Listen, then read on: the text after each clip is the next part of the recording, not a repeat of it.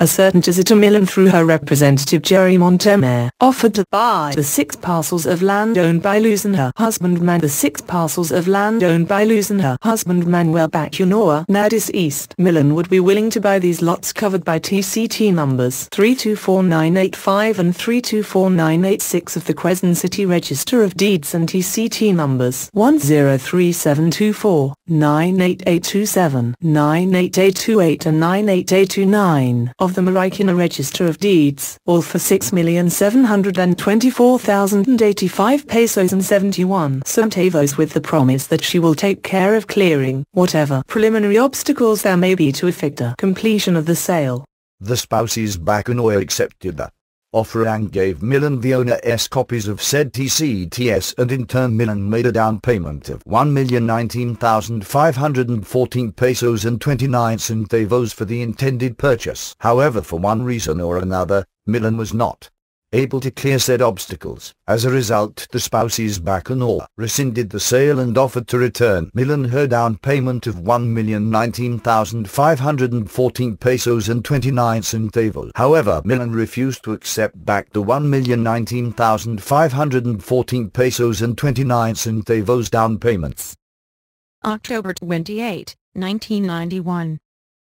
The spouses Bacunoa, through their company, the Hydride Development Corporation, took out a manager's check from RCBC Ermita in the amount of 1,019,514 pesos and 29 centavos, payable to Millen's company Rosemile Realty and Development Corporation CO. Teresita Millen, and used this as one of their bases as complaint against Millen and Montemayor, which they filed with the Regional Trial Court of Quezon City, Branch 99. Docketed as civil case number Q9110719, praying that the defendants Teresita Millen and Jerry Montemayor may be ordered to return to plaintiff's spouses the owner's copies of transfer certificates of title numbers 3249885, 3249886, 103724, 98827, 98828, and 98829, that the defendant Teresita Millen be correspondingly ordered to receive the amount of 1,019,514 pesos and 29 centavos, that the defendants be ordered to pay to plaintiff's spouses moral damage in the amount of 2 million pesos, and that the defendants be ordered to pay plaintiff's attorney's fees in the amount of 50,000 pesos.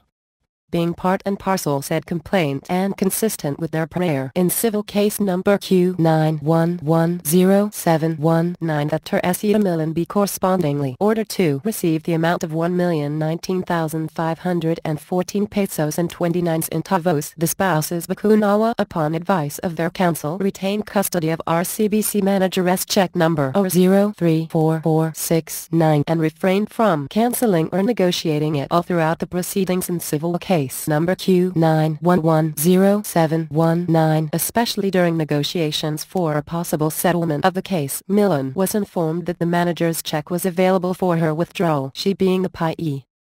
30, 2008, spouses Bacunoa settled amicably their dispute with Rosemile and Millen. Instead of only the amount of 1,019,514 pesos and 29 centavos, spouses Bacunoa agreed to pay Rosemile and Millen the amount of 3 million pesos, which is inclusive of the amount of 1,019,514 pesos and 29 centavos. Section 16. Delivery. When effectual, when presumed, every contact on a negotiable instrument is incomplete and revocable until delivery of the instrument for the purpose of giving effect thereto, as between immediate parties and as regards a remote party other than a holder in due course. The delivery, in order to effectual, must be made either by or under the authority of the party making, drawing, accepting or endorsing, as the case may be, and, in such case, the delivery may be shown to have been conditional, or for a special purpose only, and not for the purpose of transferring the property in the instrument, but where the instrument is in the hands of a holder in due course, a valid delivery thereof by all parties prior to him so as to make them liable to him is conclusively presumed, and where the instrument is no longer in the possession of a party whose signature appears therein, a valid and intentional delivery by him is presumed until the contrary is proved. Procured by the respondent,